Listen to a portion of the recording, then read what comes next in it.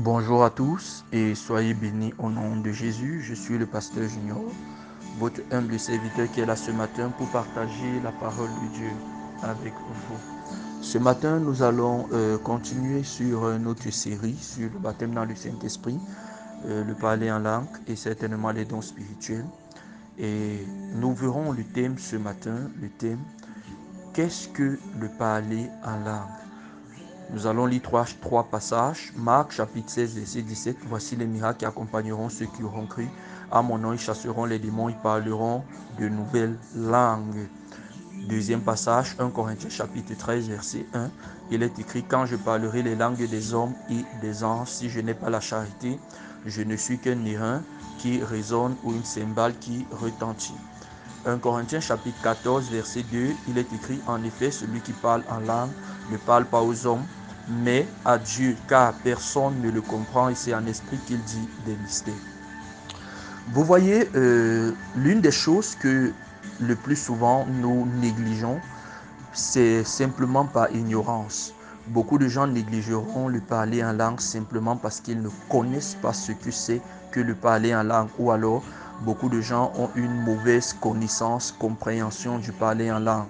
C'est la raison pour laquelle lorsque nous parlons du baptême dans le Saint-Esprit, il est toujours bien d'expliquer exactement ce que c'est que le parler en langue. Et vous allez vous rendre compte que quand vous êtes illuminé sur ceci, vous allez considérer le parler en langue comme, c'est-à-dire autrement. Parce que le parler en langue est l'une des plus grandes richesses que l'Église a aujourd'hui, bien sûr. Déjà, par rapport au passage que nous avons lu, la première des choses sur la question, qu'est-ce que le parler en langue? Nous voyons déjà que le parler en langue est un miracle. Déjà, il faut que nous le sachions. Je sais qu'il y a un courant de pensée qui circule à l'extérieur que le parler en langue, ce sont peut-être nos langues vernaculaires. Mais je vais vous prouver que c'est faux, c'est pas vrai.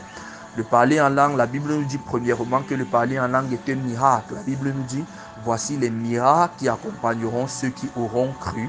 Et parmi ces miracles, on dit, ils parleront de nouvelles langues. La première des choses, c'est que, le parler en langue, c'est un miracle. Deuxième des choses, c'est que ici, on dit le parler en langue qui est une nouvelle langue, c'est-à-dire une nouvelle dans le sens humain du terme. Ça, c'est la première des choses qu'on doit comprendre.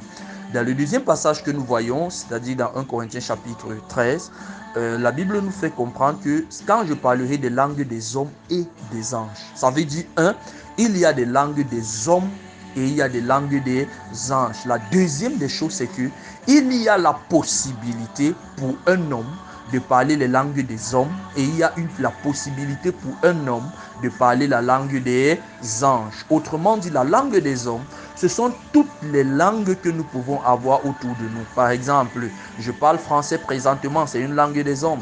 Il peut avoir ta langue vernaculaire, c'est une langue des hommes, l'anglais, le chinois, toutes ces langues, ce sont les langues des hommes. Même nos langues vernaculaires, là, ce sont des langues des hommes. Pourquoi? Parce que la caractéristique d'une langue des hommes, c'est que les langues des hommes, ce sont des langues intellectuelles, ce sont des langues apprises, ce sont des langues intelligibles. Autrement dit, une langue des hommes s'apprend par quoi? Par notre intelligence, par notre mémoire. On te dira, dis je mange, tu dis je mangeais, on dit que non, c'est faux, ce n'est pas vrai, dis comme ceci, c'est-à-dire on te rectifie au fur et à mesure pour avoir un meilleur langage, pour entretenir une meilleure expression. Ça veut dire ça, c'est une langue des hommes, mais ce n'est pas la même chose lorsqu'on parle du langage des anges. La langue des anges est bien différente de la langue des hommes et nous allons revenir un peu là-dessus. Maintenant, la Bible dit dans le dernier passage que en effet, celui qui parle en langue, n'est-ce pas, aux hommes, il ne parle pas aux hommes, car personne ne le comprend. Si on dit personne ne le comprend, ça veut dire que lorsque tu parles en langue, personne ne te comprend. Ton voisin ne te comprend pas. Toi-même, tu ne te comprends pas. À moins que ce ne soit un message prophétique dont tu as l'interprétation. Mais toi-même, tu ne te comprends pas. Donc, ça veut donc dire que le parler en langue est une langue qui va au-delà de l'intellectualisme. Parce que si tu te comprenais toi-même, tu devrais être en fait saisi ce que tu étais en train de dire. Mais comme tu ne le saisis pas, ça veut dire que tu ne te comprends pas toi-même. Et c'est parce que tu ne te comprends pas toi-même que c'est une langue qui va au-delà de la compréhension naturelle, au-delà de notre intellect. Autrement dit, c'est une langue des anges. Ça veut dire, l'une des caractéristiques des langues des anges, c'est que la langue des anges n'est pas comprise par les hommes, ou alors ne peut pas être comprise par les hommes, à moins que Dieu ne te donne l'interprétation au moment où celle-ci est parlée. Là, il faut le reconnaître. Ça veut donc dire, le parler en langue est un mystère. C'est quelque chose que tu prononces, mais tu ne vois pas l'importance. Et ceci est important parce que lorsque tu veux parler, tu veux être baptisé dans le Saint-Esprit, tu dois t'attendre à recevoir ton parler en langue. Ton parler en langue n'est pas automatiquement le mien. De deux, là, lorsque nous parlons du parler en langue, le parler en langue, ce n'est pas un parler en langue appris. Dis bobobo, tu dis aussi bobobo. Dis bibibi, tu dis aussi bibibi. Non, ce n'est pas ça. Le parler en langue est déjà là. Ça veut dire qu'il faudrait que ça se manifeste en toi et que le tien est unique.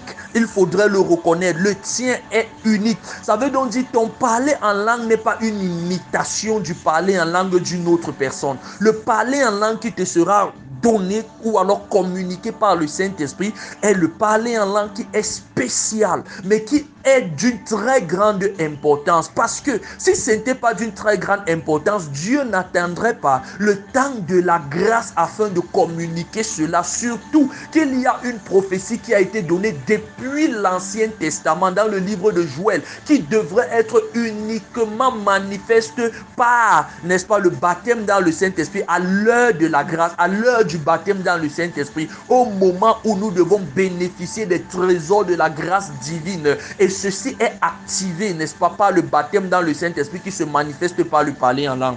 Mon frère, ma soeur, aujourd'hui nous avons tellement négligé le baptême dans le Saint-Esprit et le parler en langue. Il est temps que nous revenions à cela. L'une des grandes faiblesses de l'Église aujourd'hui, c'est parce que nous ne parlons pas beaucoup en langue. Nous allons le voir plus tard. Mais il faudrait que nous sachions déjà que lorsque, n'est-ce pas, tu désire le baptême dans le Saint-Esprit, comprends ce que c'est que le parler en langue et rassure-toi que tu le parles exactement, tu parles cela. La Bible nous dit le parler en langue est un miracle et il faudrait que tu puisses davantage le recevoir. On classe le parler en langue dans la même catégorie des miracles comme chasser les démons, imposer les mains aux malades pour que les malades soient guéris, saisir les serpents. Si tu bois le breuvage mortel, vous-même vous voyez donc l'importance. Oh, je prie pour toi ce matin afin que Dieu t'accorde de ton parler en langue au nom puissant de Jésus-Christ.